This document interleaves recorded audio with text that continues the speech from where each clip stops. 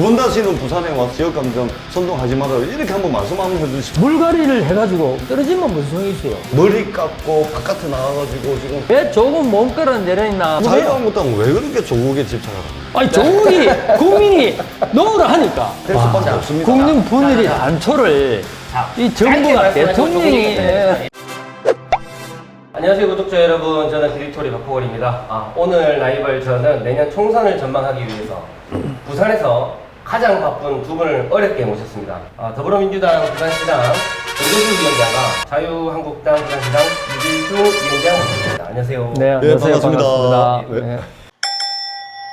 내년 총선은 부산이 다시 과거로 돌아갈 것인지 미래로 나아갈 건지를 선택하는 중요한 선거입니다. 거의 30년간 특정 정치 세력이 독점을 해왔던 시대 아닙니까? 경쟁의 정치 질서가 마련되는데 초석을 까는 것이 2016년 총선이라면 2020년 총선은 경쟁의 정치 질서를 완전히 확립하는 그 뿌리를 내리는 그런 의미가 있다고 봅니다. 총선은 그야말로 현 정부의 심판이다. 그렇게 봤을 때 현 정부의 잘못하면은 확실하게 밀어줘서 경쟁을 올려야 된다. 잘해라. 잘하고 있다면은 또 거기서 어떤 견제균형이 또 바뀔 수 있고 하기 때문에 국민들이 바르게 선택할 수 있도록 많은 것을 알려야 되겠죠. 네. 현 정부의 실정을 대해서 좀 많이 알려가지고 이 정부가 좀 제대로 할 수 있도록. 얼마 전에 나경원 대표께서 장애지표 오셔가지고 또 이제 지역 감정 조장 발언을 하셨는데 자유한국당의 부산시당 위원장으로서 나경원 원내대표한테 두 번 다시는 부산에 와서 그런 류의 발언을 하지 말아라, 지역 감정 선동하지 말아라, 이렇게 한번 말씀 한번 해주십시오. 지역 감정으로 선동해서는 안 되죠. 그러나 나경원 대표는 있는 사실이 서울에 이렇다는 사실을 알리는 나름인데 그게 조금 오해가 비춰졌다면 뭐 잘못된 거고요. 광주일고 정권이라고 그랬는데 광주일고 제- 출신은 지금 국무총리밖에 없습니다. 이번 총선 예상하자면 몇 석 정도? 네. 예상하자면. 먼저 이야기. 아니 다수당이 뭐죠? 저 욕심 같으면은 욕심 같으면. 전성을 좀 해야죠. 이 정부가 지금 실정이 있고 하기 때문에. 네네. 그런데 뭐 그것은 또 유권자의 선택이니까 제 욕심이고 좋은 결과가 있으리라 생각합니다. 또 우리 지역위원장님 맡으셨으니까 또 책임도 있어. 나는 뭐 네. 지금 과거와 같은 그거는 유지하지는 않을 거예요. 뭐 밑으로. 아이고 물론이죠. 네. 더 이상 우리는 또 지난 11석인데 11석에 더 이상은 가져오겠죠. 또 금방지게 뭐 어떻게 뭐 압승하겠다 뭐 다 하겠다 이런 욕심을 가지지는 않는데 최선을 다하면 좋은 결과가 있으리라 생각합니다. 지금 이제 6석 아니겠습니까? 부산의 발전을 위해서 경쟁을 하려면 적어도 한 과반, 그러니까 18석 중에 자유한국당 9석, 민주당 9석이면은 그야말로 부산 시민을 위해서 또 부산을 위해서 엄청난 경쟁을 할 거 아닙니까? 그래서 제발 좀 경쟁을 할 수 있는 구도를 좀 만들어 주십사. 민주당 같은 경우에는 거의 초선이시죠? 그리고 김영춘 의원 빼고 전부 빼고는 다 총선. 초이시고. 그러면 민주당은 물갈이라고 할 만한 그것도 아직은 없는 상황입니다. 난 그렇지는 않습니다. 예. 더불어민주당은 1년 전에 네. 공천 룰을 이미 공표를 했습니다. 1년 전에. 왜냐면 1년 전에 공천 룰을 발표를 해야 거기에 준비를 할 사람들이 예측 가능할 거 아닙니까? 네. 선출직 공직자 평가위원회 평가가 지금 진행이 되고 있습니다. 하위 20%에 대해서는 감점을 줍니다. 그 다음에 정치 신인이나 여성, 청년, 장애인 이런 분들에게는 가점을 또 주는 걸로 해가지고 도전하는 사람이 있으면 무조건 경선합니다. 경선이 원칙이고. 그래서 저희들이 인위적인 물갈이라든지 또는 뭐 전략 공천을 당의 유력자 몇 명이 한다든지 이런 걸 좀 없애고 공천이 그야말로 국민의 눈높이에 맞도록 공천이 이루어질 수 있도록 이런 시스템을 저희들이 잘 가동하고 있다는 말씀을 드립니다. 우리 야당이잖아요. 네. 여당하고 틀리기 때문에 우리는 물갈이는 표현을 할 필요 없이 야당은 이기는 공천을 해야 되는데 자 물갈이를 해가지고 떨어지면 무슨 소용이 있어요. 물갈이 해가지고 아주 뭐 우리가 봤을 때는 막 신인 대단하다 싶어갖고 하는데 유권자하고 괴리가 돼갖고 유권자가 선택 안 해보면 무슨 소용이 있습니까? 그래도 기존 재선 3선 하면서 발판에 굳건하고 지지 기반에 들어간 사람이 당선 가능성이 있는데 이 사람을 물갈이 해보나 내보내보고 신인 뭐 택되면 신인 되지만 우리 전재수 위원장 민주당이 후보 좋은 일 시키는 거죠. 네. 아니 그 경쟁력 후보를 내셔야 된다니까. 알겠습니다. 그 사람이 유권자의 왕이잖아요. 네. 유권자가 선택할 수 있는 사람을 해줘야지. 그러다 보면은 경쟁력이 없고 약한 후보들은 자연히 물러날 수밖에 없는 거 아닙니까? 김우성 의원 뭐 이번에 총선 출마 안 하신답니다. 안 예, 확실히 안 하신답니다. 그리고 윤상직 의원도 좀 전에 출마 안 한다고 이야기했는데 뭐 그건 또 내가 막 확인을 좀 해봐야 되고 확인을 해야 남 될것 뭐 개 문제를 뭐 어떻게 뭐 네. 김정은 의원도 좀 글쎄요 야리까리하네요. 우리 서병수 전 부산시장 같은 경우는 요즘에 좀 뭐 페이스북도 좀 하시고 있어서 네, 활동을 하대요. 네. 어떻게 보십니까? 어떻게든지 우리 자유한국당에 가는 데 있어서 전직 시장으로서 도움을 주려고 해요.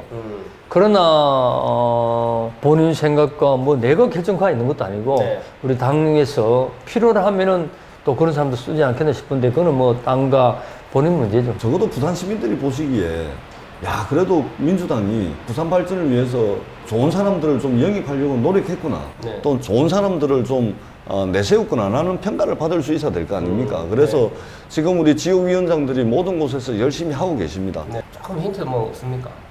뭐 관료 출신도 있고요. 네. 대학 총장 출신도 있고요. 예, 뭐 그렇습니다. 네. 이게 반드시 통과돼야 됩니다. 이 선거법이 통과되면 가장 손해를 보는 정당이 더불어민주당입니다. 중앙선거관리위원회에서 지금 패스트 트랙에 태워져 있는 선거법 그대로 적용을 하면은 더불어민주당이 16석을 잃습니다. 네. 그다음에 자유한국당이 12석을 잃는데요. 저희들이 손해를 제일 많이 봅니다.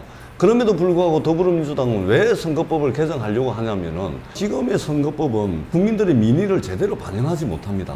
예를 들면은 더불어민주당이 50% 득표를 했는데 의석수를 90%를 가진다든지 아니면 자유한국당이 45%의 득표를 가지고 70%의 의석수를 가진다든지 이런 식으로 민의가 왜곡돼 왔습니다. 네. 그렇기 때문에 받은 표만큼 의석수가 그대로 돼야 됩니다. 이래야 민의가 제대로 반영되는 거 아니겠습니까? 그래서 단기적으로 21대 총선에서는 더불어민주당이 손해를 보더라도 대한민국 정치가 한 단계 업그레이드되고 발전되는 거거든요. 알겠습니다. 그래서 저희들은 손해를 봄에도 불구하고 선거법을 통과시키기 위해서 노력하고 있습니다. 연동형 비례대표자라는 것은 국민들은 모르고 저희들도 모릅니다. 사실은 국회의원이 몇 명이 나올지도 몰라요. 비례대표.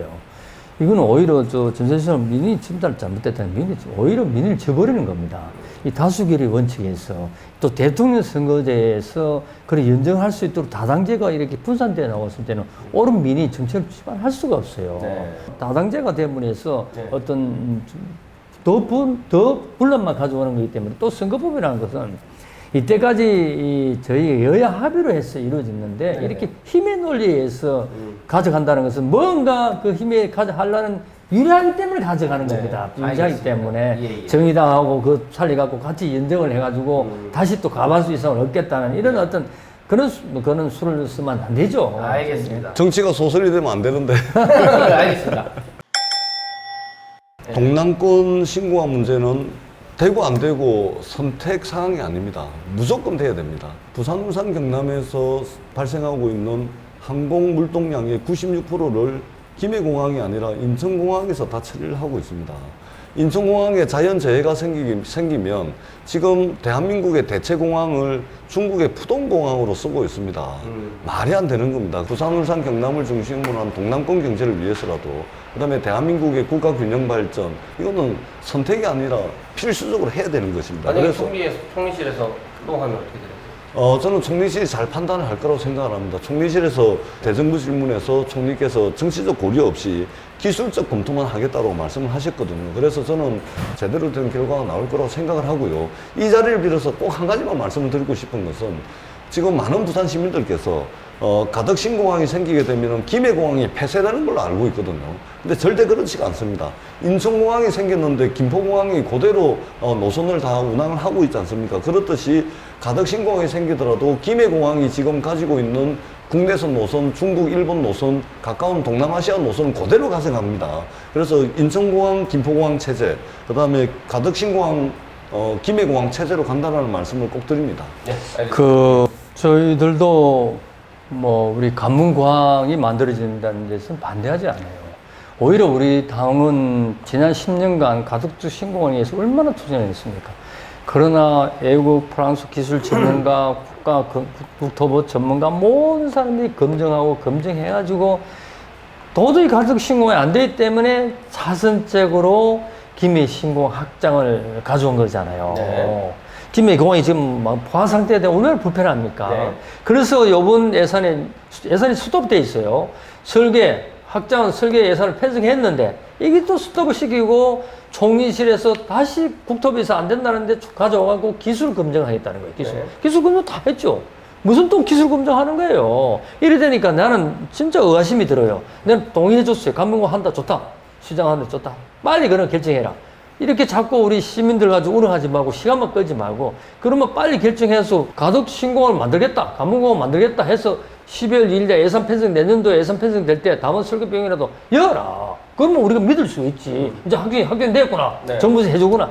그런데 지금 돌아가는 거 보면 제가 참 걱정이 많아요. 내일 모레 우리 총리한테 이제 공익질에서 놀라 그래요. 우리가 어떻게 하는지 알아보려고 해요. 이게 지금 내년 만일에 총선 끝나고 시간 벌고 난 뒤에는 또 검증을 해가지고 가덕 다른 관문공항에서는 여러 가지 문제점이 있다. 뭐 이래 또 이야기 되면 또 미뤄지는 거예요. 미뤄져가지고 그게 또 안 되면 이제 그것도 차선적으로 김해 신공항 확장이라도 해라. 이래 되면은 1년, 2년 앞당기지, 그지 2년, 3년 늦어지는 결과가 가져오기 때문에 우리 시민들은 얼마나 불편하겠습니까? 여러 가지로. 그리고 우리 중앙부처라든지 저런 데서 우리가 부산에서 뭐 민당 의원 떠들고 우리도 떠들고 하니까 막 검증을 다시 하겠다 하겠지 하는데 생각들이 달라요. 국토부 다르잖아, 지금 생각. 솔직히 말해서. 그 감문공 안 하겠다는 거죠. 네. 그런데 지금 이렇게 시간만 지나고 있으니까 나는 우리 시민들한테 쏘기서는 안 된다. 네. 빨리 무슨 결정을 해달라. 네. 나는 그렇게 생각하고 있습니다.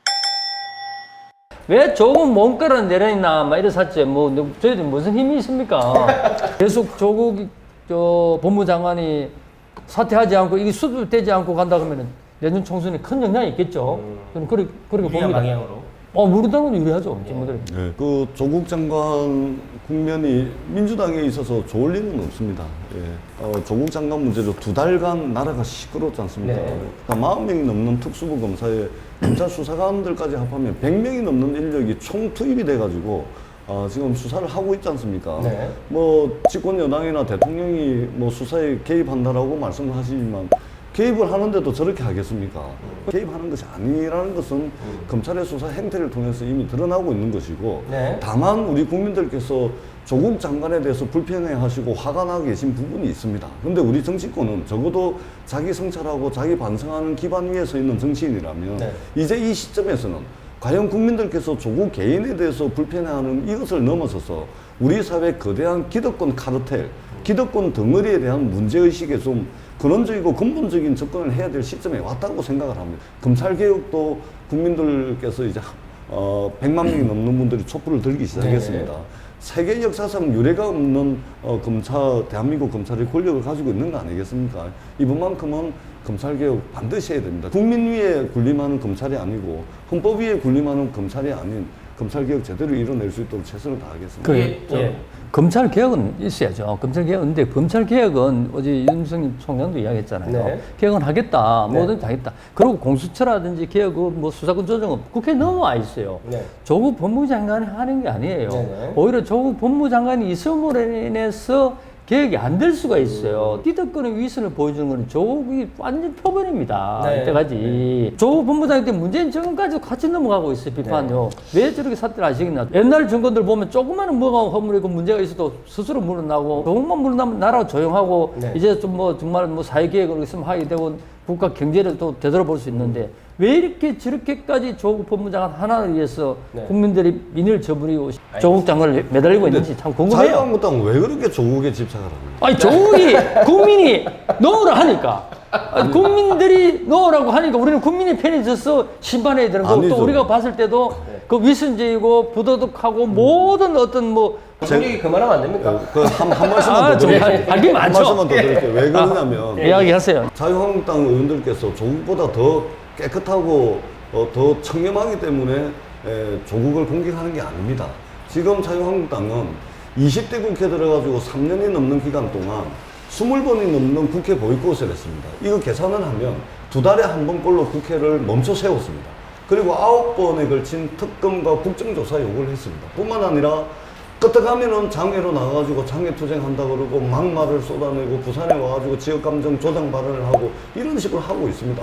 지금 자유한국당은 내년 4월 총선밖에 생각을 안 하는 겁니다. 그렇기 때문에 조국을 흔들면은 문재인 정권을 흔들 수 있고 그렇게 해서 문재인 정권을 흔들어가지고 내년 4월 총선에 이기겠다라는 정략적 발상 때문에 머리 깎고 바깥에 나와가지고 지금 법률안 심사단을 이렇게 하는 겁니다. 알겠습니다. 제발 나라를 우리가- 위한다면 예. 만약에 이대로 자유한국당이 더 나가신다면은 그야말로 자유한국당은 국민 분열 세력이 되는 것이고 국민 편가르는 세력이 될 수밖에 없습니다. 국민 분열이 자, 자. 단초를 자, 이 짧게 정부가 말씀하시고 대통령이 조용히 끝내겠습니다. 예, 짧게. 아니 짧게. 국민 분열의 단초를 이 정부가 제공한 거죠. 문재인 정권이 네. 문재인 정부가 네. 국민들이 고통스러워하는 이것을 우리가 대변할 수 있는 게 제1 야당의 역할입니다. 오죽하면 네. 우리가 삭발을 하고 장애 국민들한테 들어가서 호소를 하겠습니까? 네. 이게 안 비키니까 국회 내에서도 안 비키니까 네, 이 또 목소리를 내도 안 비키니까 할 수밖에 없는 이런 입장을 좀 이해를 해주시고 그러니까 대선적인 차원에서 대통령 빨리 저 조국 물러나게 하고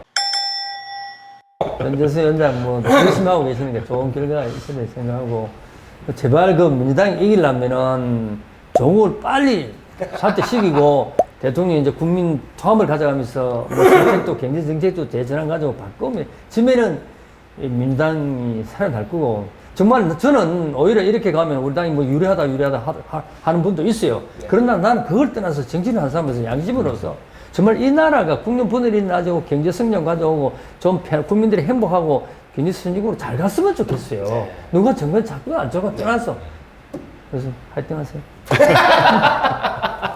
더불어민주당이 아무리 집권 여당이라 하더라도 자유한국당 부산시당의 도움 없이는 불가능합니다. 그래서 우리 유재중 위원장님 제가 잘 모시고 부산에 7조 원 국비 시대를 열 수 있도록 여야가 함께 힘을 모으겠습니다. 유재중 위원장님께서도 늘 평소 지론이 부산 발전에 여야 없다 이런 이제 말씀들을 쭉 해오시기 때문에 부산 국비 7조 원 시대 반드시 열어갈 수 있도록 힘을 모으도록 하겠습니다. 네, 힘을 모읍시다. 예, 고맙습니다. 네, 고맙습니다. 알겠습니다. 네. 두 분 개인의 그리고 두 분이 속한 정당의 어떤 건승과 발전을 기원하면서 마치도록 하겠습니다. 예, 네, 고맙습니다. 감사합니다. 네. 비디토리 구독, 좋아요, 딸랑딸랑. 딸랑딸랑.